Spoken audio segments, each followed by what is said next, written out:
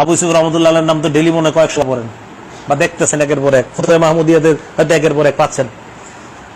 তো আবু ইউসুফ রহমতুল্লাহ আল্লাহর একজন ছাত্র আছে কাজী ইব্রাহিম ইবনুল জাররাহ, কি নাম রে? হযরতে অসুস্থ হইছে, ইমাম আবু ইউসুফ অসুস্থ হইছে, তো ছাত্র দেখতে আসছে শায়েখকে, অনেক দূর থেকে আসছে। হুজুর আসার পরে আইসা দেখে কি বেহুশ, উস্তাদে বেহুশ হয়ে আছে। তখন আছে মারিদা আবু ইউসুফ, উনি অসুস্থ হইছে।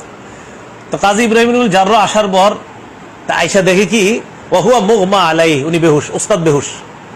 ফালাম্মা আফাক, হুশ ফিরে আসার পর কি বলবো, আমি আপনাদের যদি আমার দেখতে যান, আমি হুশ ফিরে, আরে আপনি কি অবস্থা, কখন আসলেন, কিভাবে আসলেন? ইমাম আবু ইসহাক, আল্লাহু আকবার, উনি বেহুশি অবস্থা থেকে হুশ ফিরে আসার পর কয় মা তাকুলু ফি তিলকাল মাসআলা ইয়া ইব্রাহিম, ইব্রাহিম ওই মাসআলার ব্যাপারে তোমার কি অভিমত?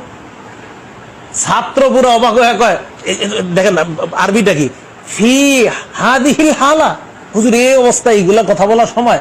পরে উনি আবু ইউসুফ জবাব দিলেন আল্লাহ বাসা নাদরুসুল আল্লাহু ইয়ানজু বিহি নাজিন, আমি আর তুমি একটা মাসালা নিয়ে আলোচনা করি, হয়তো এই মাসালার সমাধান হয়ে গেলে পৃথিবীর কোনো মানুষ এই মাসালার উপর আমল করে নাজাত পেয়ে যাবে। তাদেরও জীবন আমাদেরও জীবন, সত্যি কথাই তো। দেখেন আপনারা এই যুগে আমি আমার উস্তাদ দেখতে চাই, উনিও হয়তো এটাই বলবে, কিরে কেমন